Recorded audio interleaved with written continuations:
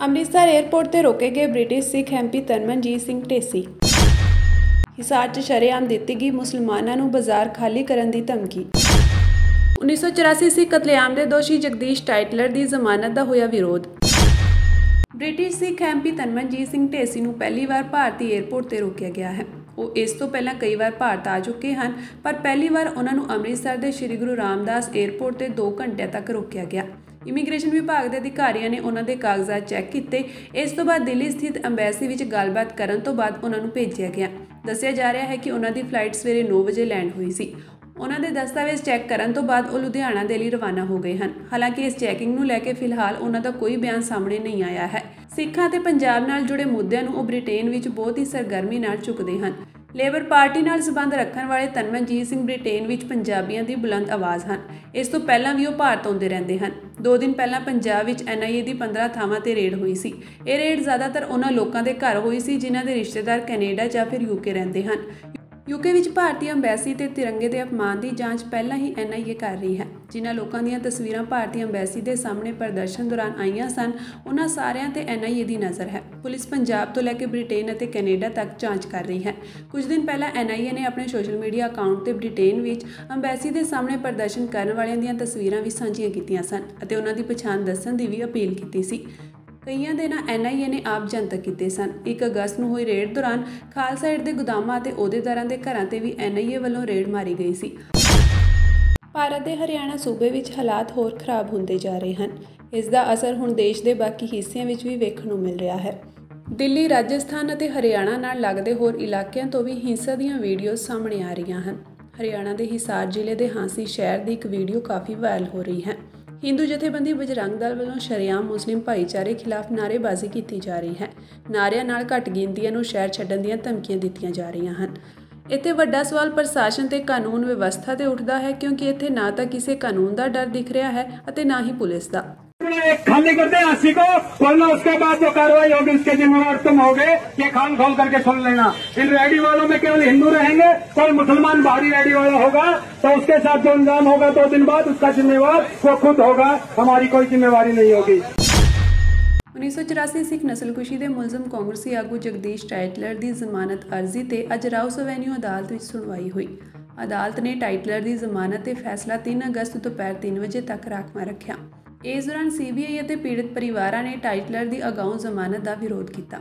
ਜਾਂਚ ਏਜੰਸੀ ਨੇ ਅਦਾਲਤ ਨੂੰ ਦੱਸਿਆ ਕਿ ਇਸ ਦੌਰਾਨ ਗਵਾਹਾਂ ਨੂੰ ਪ੍ਰਭਾਵਿਤ ਕਰਨ ਦੀ ਸੰਭਾਵਨਾ ਤੋਂ ਇਨਕਾਰ ਨਹੀਂ ਕੀਤਾ ਜਾ ਸਕਦਾ। ਸੁਣਵਾਈ ਦੌਰਾਨ ਪੀੜਤ ਪਰਿਵਾਰਾਂ ਨੇ ਅਦਾਲਤ ਦੇ ਬਾਹਰ ਨਾਅਰੇਬਾਜ਼ੀ ਕਰਦਿਆਂ ਟਾਈਟਲਰ ਨੂੰ ਫਾਂਸੀ ਦੀ ਸਜ਼ਾ ਦੇਣ ਦੀ ਮੰਗ ਕੀਤੀ। ਉਹਨਾਂ ਦਾ ਕਹਿਣਾ ਹੈ ਕਿ ਉਹ 40 ਸਾਲ ਤੋਂ ਇਨਸਾਫ ਦੀ ਉਡੀਕ ਵਿੱਚ ਹਨ। ਸੁਣਵਾਈ ਦੌਰਾਨ ਭਾਵੁਕ ਹੋਈਆਂ ਪੀੜਤ ਔਰਤਾਂ ਨੇ ਅਦਾਲਤ ਨੂੰ ਦੱਸਿਆ ਕਿ ਸਾਨੂੰ ਇਨਸਾਫ ਲਈ ਸੰਘਰਸ਼ ਕਰਦਿਆਂ 39 ਸਾਲ ਹੋ ਗਏ ਹਨ, ਪਰ ਦੋਸ਼ੀ ਬਾਹਰ ਘੁੰਮ ਰਹੇ ਹਨ।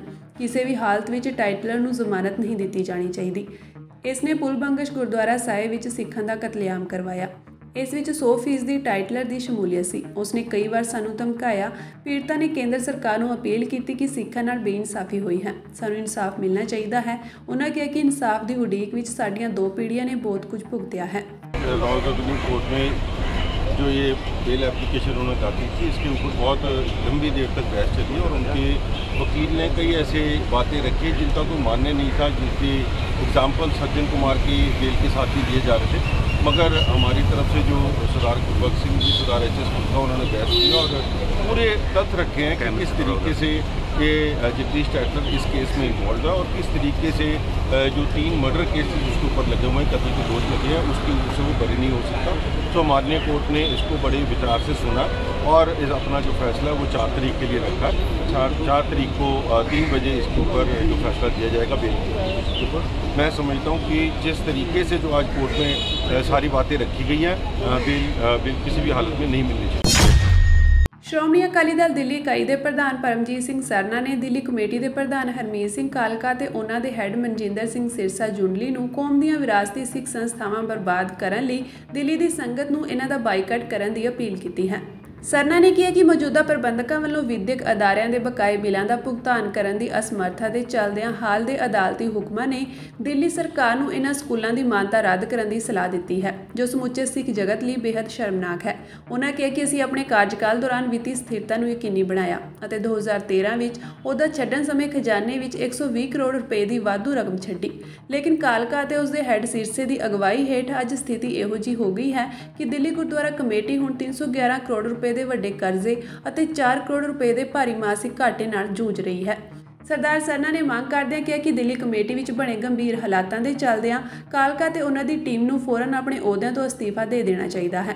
ਵਾਧੇ ਕਰਜ਼ੇ ਦੀ ਅਦਾਇਗੀ ਨਾ ਕਰਨ ਲਈ ਇਹਨਾਂ ਵਿਅਕਤੀਆਂ ਦੀਆਂ ਨਿੱਜੀ ਜਾਇਦਾਦਾਂ ਦੀ ਨਿਲਾਮੀ ਕੀਤੀ ਜਾਵੇ, ਜੋ ਗੁਰਦੁਆਰਾ ਫੰਡਾਂ ਤੋਂ ਇਕੱਠੀ ਕੀਤੀ ਗਈ ਹੈ। ਉਹਨਾਂ ਕਾਲਕਾ ਤੇ ਸਿਰਸਾ ਖਿਲਾਫ ਦਿੱਲੀ ਦੀ ਸੰਗਤ ਨੂੰ ਇਕਜੁੱਟ ਹੋਣ ਦੀ ਅਪੀਲ ਵੀ ਕੀਤੀ ਹੈ। 1995 ਦੇ ਵਿੱਚ ਜਦ ਮੈਂ ਪਹਿਲੀ ਵਾਰ ਪ੍ਰੈਜ਼ੀਡੈਂਟ ਬਣਿਆ ਸੀ 15 ਕਰੋੜ ਰੁਪਏ ਦੀ ਕੁੱਲ ਆਮਦਨ ਸੀ ਦਿੱਲੀ ਕਮੇਟੀ ਦੀ। ਜਦ 2013 ਚ ਮੈਂ ਉਤਰਿਆ ਤੇ 96 ਕਰੋੜ ਸੀ। ਚਲੋ ਮਨਜੀਤ ਨੇ ਪਰ ਕਹਿੰਦੀ 95 ਸੀ, ਮੈਂ ਕਿਹਾ 94 ਸੀ। ਜੇ ਤੁਸੀਂ 15 ਤੋਂ ਲੈ ਕੇ 13 ਤੱਕ ਦਾ 95 ਲੈ ਕੇ 13 ਤੱਕ ਦਾ ਸਭ ਲਾਓ 10 to 15% ਦੀ ਇਨਕਰੀਮੈਂਟ ਹੁੰਦੀ ਹੈ ਸਨਾ। उस हिसाब नाल 2013 तो लैके अज तक 240 करोड़ बढ़ता है।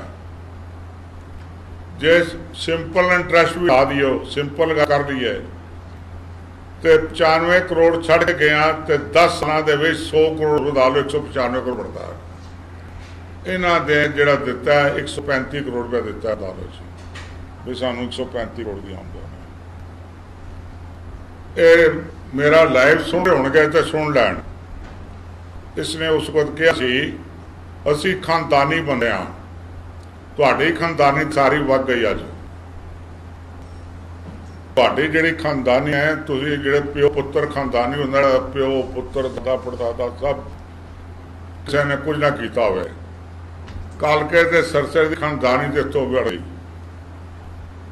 कल मेरे कोल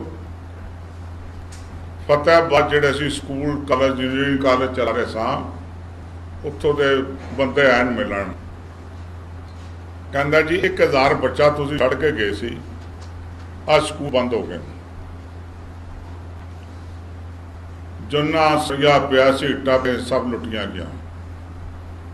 ये उहदे कोल रहिंदा है, ये सरसे पिंड है, ये सरदा है। उन्हें लफज वरत्या सी इन्हों साडे इलाके यक्का गया जाता है तो यक्का उसनूं कहंदे ने जिहड़ा किसी कोल चीज़ ले लवे तैनूं वापस ना करे। देखो मैं एक गल कह देनी चाहता वहाँ कि इहदे कोई शक की गल नहीं कि बर्बादी इंतहा दी हुई है। कल रात मैनूं टैलीफोन आंदा हजूर साहब तो कहना जी जेड़े तुसी सरां बना के गए सी ना वो झोपड़ी तो भी बदतर हो गई है।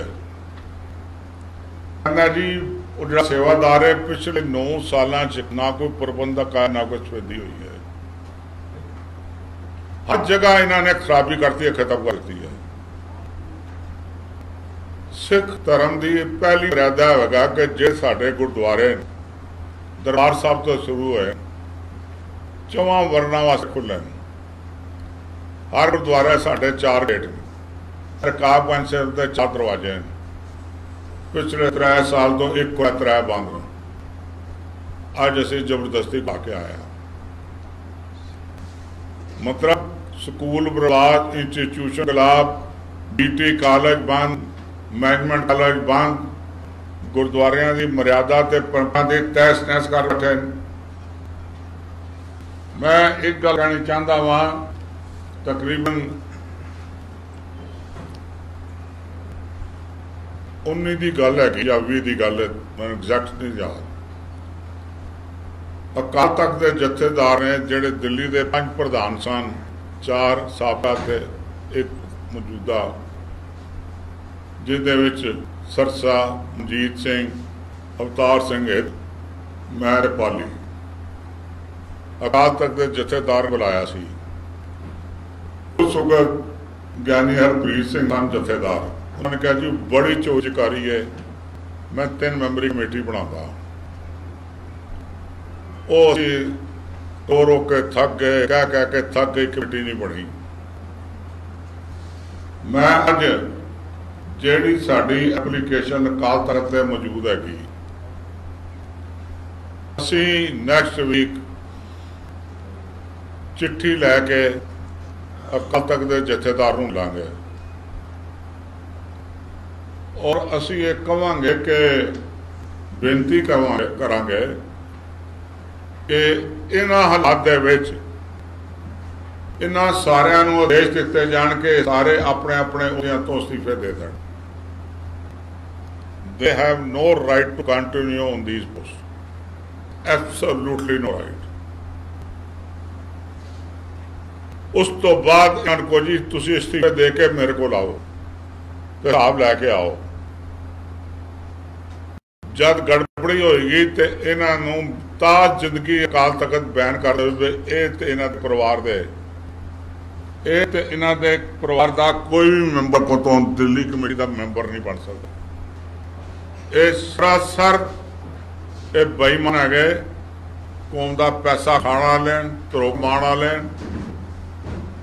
और मैं एक गल होर भी कह देना चाहता दिल्ली के सिखां नूं, इन्हां दा सोशल बाइकाट करो। तुसीं ते अपने घरां विच विआह शादियां बुलांदे हो भी बड़े बड़े सिख आ गए दिल्ली कमेटी के प्रधान, तो इन्हों बुला के ते अपनी शोभा ਵਧਾਓ। आम सिख तुहाडे नाल नफरत करेगा इन्हों जे बुलाओगे तो। हर सिख सोशल बाइकाट कर लवे।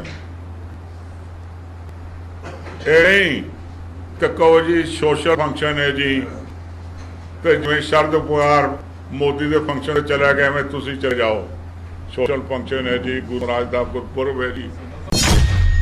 1 अगस्त ਨੂੰ ਪੰਜਾਬ ਦੀਆਂ 15 ਥਾਵਾਂ ਤੇ NIA ਵੱਲੋਂ ਕੀਤੀ ਰੇਡ ਤੋਂ ਬਾਅਦ ਹੁਣ ਇਸ ਤੇ ਸਿਆਸਤ ਗਰਮਾ ਗਈ ਹੈ।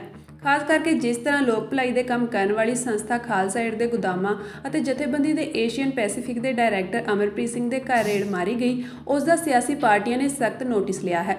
ਦੱਸਿਆ ਜਾ ਰਿਹਾ ਹੈ ਕਿ ਬੀਜੇਪੀ ਦੇ ਸੂਬਾ ਪ੍ਰਧਾਨ ਸੁਨੀਲ ਜਾਖੜ ਨੇ ਖਾਲਸਾ ਏਡ ਤੇ ਹੋਈ ਰੇਡ ਦੇ ਬਾਰੇ ਆਪ ਕੇਂਦਰੀ ਗ੍ਰਹਿ ਮੰਤਰੀ ਅਮਿਤ ਸ਼ਾਹ ਨਾਲ ਗੱਲ ਕੀਤੀ ਹੈ। ਉਹਨਾਂ ਕਿਹਾ ਕਿ ਖਾਲਸਾ ਏਡ ਲੋਕ ਭਲਾਈ ਦੇ ਕੰਮ ਕਰਦੀ ਹੈ, ਦੇਸ਼ ਅਤੇ ਵਿਦੇਸ਼ ਜਿੱਥੇ ਵੀ ਮੁਸ਼ਕਲਾਂ ਆਉਂਦੀਆਂ ਹਨ ਅੱਗੇ ਵੱਧ ਕੇ ਕੰਮ ਕਰਦੀ ਹੈ। ਅਜਿਹੇ ਵਿੱਚ ਖਾਲਸਾ ਏਡ ਤੇ NIA ਦੀ ਰੇਡ ਕਰਨਾ ਚਿੰਤਾ ਦਾ ਵਿਸ਼ਾ ਹੈ। ਉਧਰ ਅਕਾਲੀ ਦਲ ਵੀ ਖਾਲਸਾ ਏਡ ਦੇ ਨਾਲ ਖੜਾ ਹੋਇਆ ਨਜ਼ਰ ਆ ਰਿਹਾ ਹੈ। ਅਕਾਲੀ ਦਲ ਦੇ ਸੀਨੀਅਰ ਆਗੂ ਵਿਕਰਮ ਸਿੰਘ ਮਜੀਠੀਆ ਦਾ ਵੀ ਖਾਲਸਾ ਏਡ ਤੇ NIA ਦੀ ਛਾਪੇਮਾਰੀ ਨੂੰ ਲੈ ਕੇ ਬਿਆਨ ਸਾਹਮਣੇ ਆਇਆ ਹੈ। ਉਹਨਾਂ ਕਿਹਾ ਕਿ ਪੰਜਾਬ ਦੀਆਂ ਵੱਖ-ਵੱਖ ਥਾਵਾਂ ਤੇ NIA ਵੱਲੋਂ ਜਿਸ ਤਰ੍ਹਾਂ ਰੇਡ ਮਾਰੀ ਗਈ ਹੈ ਉਸ ਨਾਲ ਗਲਤ ਸੁਨੇਹਾ ਦੇਣ ਦੀ ਕੋਸ਼ਿਸ਼ ਕੀਤੀ ਗਈ ਹੈ। ਉਹਨਾਂ ਕਿਹਾ ਕਿ ਮੈਨੂੰ ਅਤੇ ਹਰ ਪੰਜਾਬੀ ਨੂੰ ਇਹ ਮਹਿਸੂਸ ਹੋ ਰਿਹਾ ਹੈ ਕਿ ਸਿੱਖ ਭਾਈਚਾਰੇ ਨੂੰ ਟਾਰਗੇਟ ਕਰਨ ਦੇ ਲਈ ਕੀਤਾ ਜਾ ਰਿਹਾ ਹੈ।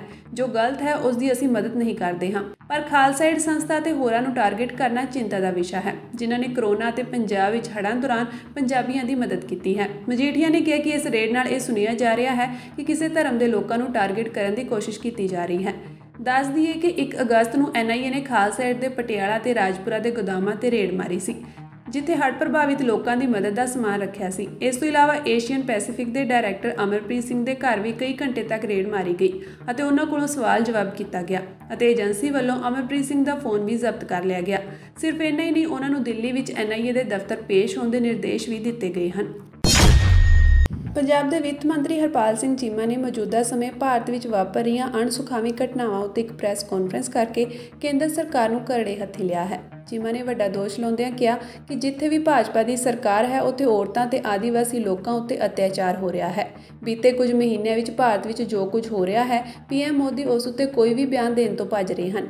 ਚੀਮਾ ਨੇ ਕਿਹਾ ਕਿ 21ਵੀਂ ਸਦੀ ਦੇ ਅੰਦਰ ਅੱਜ ਭਾਰਤ ਨੂੰ ਦੇਸ਼ ਦੇ ਪ੍ਰਧਾਨ ਮੰਤਰੀ ਦੇ ਕਾਰਨ ਅਤੇ ਭਾਜਪਾ ਦੇ ਕਾਰਨ ਪੂਰੀ ਦੁਨੀਆ ਦੇ ਅੱਗੇ ਸ਼ਰਮਿੰਦਾ ਹੋਣਾ ਪੈ ਰਿਹਾ ਹੈ। ਮਣੀਪੁਰ ਵਿੱਚ ਜੋ ਵੀ ਹੋਇਆ ਇਹ BJP ਦੇ ਕਾਰਨ ਹੋਇਆ ਹੈ। ਉਹਨਾਂ ਕਿਹਾ ਕਿ ਮਣੀਪੁਰ ਵਿੱਚ 180 ਤੋਂ ਵੱਧ ਮੌਤਾਂ ਹੋ ਚੁੱਕੀਆਂ ਹਨ ਅਤੇ 300 ਤੋਂ ਵੱਧ ਜ਼ਖਮੀ ਹੋਏ ਹਨ, ਪਰ ਹਾਲੇ ਤੱਕ ਕੋਈ ਵੀ FIR ਦਰਜ ਨਹੀਂ ਕੀਤੀ ਗਈ। ਉਹਨਾਂ ਨੇ ਮੰਗ ਕੀਤੀ ਕਿ ਪ੍ਰਧਾਨ ਮੰਤਰੀ ਇਹਨਾਂ ਮਾਮਲਿਆਂ ਤੇ ਆਪਣੀ ਸਾਜ਼ਿਸ਼ੀ ਚੁੱਪੀ ਤੋੜਨ ਅਤੇ ਲੋਕਾਂ ਨਾਲ ਗੱਲ ਕਰਨ ਅਤੇ ਹੋ ਰਹੀਆਂ ਹਿੰਸਕ ਘਟਨਾਵਾਂ ਨੂੰ ਬੰਦ ਕਰਾਉਣ। ਹਰਿਆਣਾ ਦੇ ਨੂੰ ਹਿੱਸਾ ਮਾਮਲੇ ਤੇ ਬੋਲਦਿਆਂ ਚੀਮਾ ਨੇ ਕਿਹਾ ਕਿ ਹਰਿਆਣਾ ਵਿੱਚ ਵਾਪਰੀ ਘਟਨਾ ਵਿੱਚ 100 ਦੇ ਕਰੀਬ ਲੋਕ ਜ਼ਖਮੀ ਹੋ ਗਏ ਹਨ ਅਤੇ 6 ਤੋਂ ਵੱਧ ਮੌਤਾਂ ਹੋ ਚੁੱਕੀਆਂ ਹਨ। ਚੀਮਾ ਨੇ ਕਿਹਾ ਕਿ ਭਾਜਪਾ ਵੱਲੋਂ ਇੱਕ ਸਾਜ਼ਿਸ਼ ਦੇ ਤਹਿਤ ਦੇਸ਼ ਦੇ ਭਾਈਚਾਰੇ ਨੂੰ ਤੋੜਨ ਦੀ ਕੋਸ਼ਿਸ਼ ਕੀਤੀ ਜਾ ਰਹੀ ਹੈ। ਜਿੱਥੇ ਜਿੱਥੇ ਭਾਰਤੀ ਜਨਤਾ ਪਾਰਟੀ ਦੀਆਂ ਸਰਕਾਰਾਂ ਨੇਗੀਆਂ, ਜਿਹੜੇ ਸੂਬਿਆਂ ਦੇ ਅੰਦਰ बीजेपी ਦੀਆਂ ਸਰਕਾਰਾਂ ਨੇਗੀਆਂ, ਭਾਰਤੀ ਜਨਤਾ ਪਾਰਟੀ ਦੀਆਂ ਸਰਕਾਰਾਂ ਨੇ, ਉੱਥੇ ਕਿਸ ਤਰ੍ਹਾਂ ਔਰਤਾਂ ਦੇ ਉੱਤੇ, ਬੱਚਿਆਂ ਦੇ ਉੱਤੇ, ਲੋਕਾਂ ਦੇ ਉੱਤੇ, ਦਲਿਤਾਂ ਦੇ ਉੱਤੇ ਅਤਿਆਚਾਰ ਹੋ ਰਹੇ ਨੇਗੇ। किस तरह जगजननी औरत की गल नूं जिहड़ा हैगा वो सुनिया नहीं जा रहा। किस तरह बच्चों दी चीकां मोदी साहब नूं सुनाई नहीं दे रही, देश के प्रधानमंत्री साहब नूं सुनाई नहीं दे रही। किस तरह देश के प्रधानमंत्री साहब लगभग पिछले 9 सालों तो अपने मन की गल सुना रहे हैं, मन की बात की गल कर रहे हैं। पर अज साडियां मावां, साडियां भैणां, साडियां बच्चियां छोटियां, बच्चे, आदिवासी, दलित, देश का मैं समझदा जिहड़ा लताड़िया होया हिस्सा गा, जिहड़ा पीड़ित हिस्सा गा, उहदी गल सुन तो देश के प्रधानमंत्री साहब भज रहे हैं। एक पासे देश के कई हिस्सों के अंदर अग लगी हुई आ और देश सड़ रहा गा और प्रधानमंत्री साहब चुप नेगे। मैं समझदा इस जिहड़ी साहसी चुप आ, देश के प्रधानमंत्री की साहसी चुप आ, ये गल दर्शाउंदी आ कि देश के प्रधानमंत्री बीजेपी जिहड़ी आ वो दलित विरोधी आ, वो आदिवासी विरोधी आ, वो औरतों के विरुद्ध आ, वो बच्चों के विरुद्ध आ। आपां समाज के अंदर एक गल बड़े तरीके नाल कही जाती आ कि औरत जिहड़ी आ वो संसार नूं जन्म दिंदी आ, लोकां नूं जन्म दिंदी आ। पर लेकिन अज जिहड़ी जगजननी आ वो किन्ना उहनूं पीड़ा हो रही है, किन्नी दुख हो रही है, ये मैं समझदा एक औरत ही समझ सकती है। 21वीं सदी आ, 21वीं सदी का जमाना गा। 21वीं सदी के अंदर मैं समझदा भारत नूं देश के प्रधानमंत्री के कारण, बीजेपी के कारण पूरी दुनिया के अंदर शर्मसार होना पै रहा गा। अज देश के अंदर की माहौल आ पूरी दुनिया देख रही है। अमेरिका के अंदर, जर्मन, फ्रांस के अंदर अज भारत की गल हो रही है कि भारत के किस तरह साडियां औरतों के उत्ते, बच्चों के उत्ते अत्याचार हो रहा है। ये पूरे संसार के अंदर भारत का नक्शा जिहड़ा किस तरह का माड़ा नक्शा जिहड़ा बीजेपी पेश कर रही है। देश के प्रधानमंत्री साहब पेश कर रहे हैं कि किस तरह एक शब्द तक जिहड़ा हैगा प्रधानमंत्री साहब ने अज तक नहीं बोलिया। जबकि देश के जिन्ने भी चुने हुए लोग नेगे, देश की चाहे पार्लीमेंट के अंदर, लोक सभा के अंदर, राज सभा के अंदर कई बार जिन्ने जिथे इत्थे घटनावां हो रही नेगियां उन्हां सारे विषयों पर चर्चा करने के लिए कई बार नोटिस जारी हो चुके हैं। देश की लोक सभा के अंदर, राज सभा के अंदर किन्ने एडजर्नमेंट मोशन, किन्नियां जड़ियां जिन्ने भी मैं समझदा तरीके ने कि अपनाउण दी जिहड़ी अपोजिशन कोशिश कर रही है। पर लेकिन बीजेपी जिहड़ी वो चुप आ गई। तुहानूं पता साडा गवांढी सूबा हरियाणा गा, हरियाणे के अंदर लगभग 100 के करीब, 70 तो उपर 100 के करीब जिहड़े लोग ने वो जख्मी हो गए और 6 तो वध मौतां हो चुकियां नेगियां। पर मैं समझदा बीजेपी जिहड़ी आ वो जश्नां च डुब्बी बैठी है। अज वो हरियाणे के अंदर हिंसा रोकण दे लई नाकाम आ, फेल आ। बुरी तरह हरियाणा सरकार, मैं दोबारा कह रहा कि जिथे जिथे बीजेपी दी सरकारां ने गियां उन्हां सारे सूबਿਆਂ के अंदर अज कतलो गार्द वाला माहौल बनया होया गा, लड़ाई झगड़े वाला माहौल बनया होया, खून खराबे वाला माहौल बनया होया गा। लॉ एंड ऑर्डर की पोजीशन जिहड़ी आ सब तो माड़ी जिहड़ी आ वो बीजेपी के सूबਿਆਂ 'ਚ बनी हुई आ। इत्थों लगदा कि देश के प्रधानमंत्री साहब की रहनुमाई दे विच एक बहुत बड़ी साजिश जिहड़ी आ वो देश दे विच घड़ी जा रही आ कि देश के आपसी भाईचारे नूं, देश के लोगों का जिहड़ा सदियां तो स्थापित भाईचारा गा उहनूं किस तरह तोड़ना गा, उहदे लई अज बीजेपी दे रूलिंग स्टेट ने उत्थे काम हो रहा है। जे मैं गल करां मणिपुर दी, मणिपुर के अंदर साडियां 2 भैणां नूं, हालांकि एक उन्हां विच जिस नौजवान ने कारगिल के अंदर देश की लड़ाई लड़ी उन्हां दी धर्म पत्नी और दूसरी उन्होंने किस तरह निर्वस्त्र करके उन्होंने घुमाया गया। किड्डा गुंडा नाच बीजेपी ने मणिपुर के विच रचाया और लगातार हिंसा जारी आ, लगातार घट गिणतियां किवें हमले हो रहे नेगे, लगातार लोगों को लड़ाया जा रहा है। सो प्रधानमंत्री साहब चुप नेगे। सो सारियां इस तरह लगभग हुण तक 50 तो 70 नोटिस जिहड़े नेगे 50 तो 70 नोटिस हर रोज़ देश की पार्लीमेंट के अंदर, लोक सभा के अंदर, राज सभा के अंदर आपोजिशन के मैंबर जिहड़े चुने हुए ने, लोगों ने चुन के भेजे नेगे, वो लगातार लाउंदे ने, पर लेकिन कोई भी नोटिस जिहड़ा हैगा बीजेपी की सरकार नहीं लैंदी, प्रधानमंत्री साहब नहीं लैंदे। विरोधी धਿਰ की चाहुंदी आ, आपोजिशन की चाहुंदी आ, आपोजिशन क्योंकि असीं आम आदमी पार्टी आपोजिशन के अंदर आ। आम आदमी पार्टी की चाहुंदी आ कि निज़म 167 के अधीन देश की पार्लीमेंट के बहस होनी चाहिए ताकि इन्हां तमाम मुद्दों के उत्ते, जिवें गल करा मणिपुर के उत्ते, हरियाणे के उत्ते, होर बहुत मुद्दे ने, मैं आउणा उस तो बाद कला कि किस तरह देश के अंदर हमले हो रहे हैं। इन्हां मुद्दों ते आम आदमी पार्टी या दूजियां तमाम आदमी जिहड़ियां पार्टियां जिहड़ियां विरोधी धਿਰ ਦੀਆਂ पार्टियां बहस चाहुंदियां ने, पर लेकिन बीजेपी चुप आ। सारिਆਂ ਨੂੰ पता गा कि किस तरह थोड़े दिन पहला मध्य प्रदेश के अंदर एक दिल दहलाने वाली जिहड़ी खबर सामने आई, किस तरह एक आदिवासी व्यक्ति के सिर दे विच एक बीजेपी का गुंडा, किस तरह एक बीजेपी का आदमी किस तरह उसके सिर के उत्ते पेशाब करता गा। मैं समझदा 21वीं सदी के इस तो घिनौनी हरकत की हो सकती है। ये क्यों हो रही है? क्योंकि बीजेपी जिहड़ी आ वो घटगणतियां नूं नफरत करती है, बीजेपी जिहड़ी आ वो आदिवासियों नूं नफरत करती है, बीजेपी जिहड़ी आ वो दलितां नूं नफरत करती है, बीजेपी जिहड़ी आ वो औरतां नूं नफरत करती है, बीजेपी जिहड़ी आ वो बच्चियां नूं नफरत करती है। तां ही जिहड़ा हैगा देश के प्रधानमंत्री साहब इन्ने लंबे अरसे तो उन्होंने चुप्पी जिहड़ी आ वो उतारी हुई है। इन्हां सारे राज्यां तो इत्थों स्पष्ट हुंदा गा कि जिथे जिथे भी बीजेपी की सरकार आ, जिन्हां सूबियां दे अंदर बीजेपी की सरकार आ, उत्थे लॉ एंड ऑर्डर की पोजीशन कितनी माड़ी आ। उत्थे लॉ एंड ऑर्डर की पोजीशन मैं समझदा खत्म हो चुकी है। कानून नां दी चीज़ है नहीं, कानून उन्हां सूबियां चों खत्म हो चुकिया। जे आपां मणिपुर की पहले मैं दोबारा उत्थे आउणा, मणिपुर की गल करिए, मणिपुर दे विच 3 मई तो लगातार ये मसला चल रहा है। किस तरह लोगों के, गरीब लोगों के घर साड़े जा रहे हैं, किस तरह औरतों को निर्वस्त्र किया जा रहा, किस तरह बलात्कार दियां अगजनी दी घटनावां हो रही नेगियां, पर लेकिन प्रधानमंत्री साहब चुप ने गे।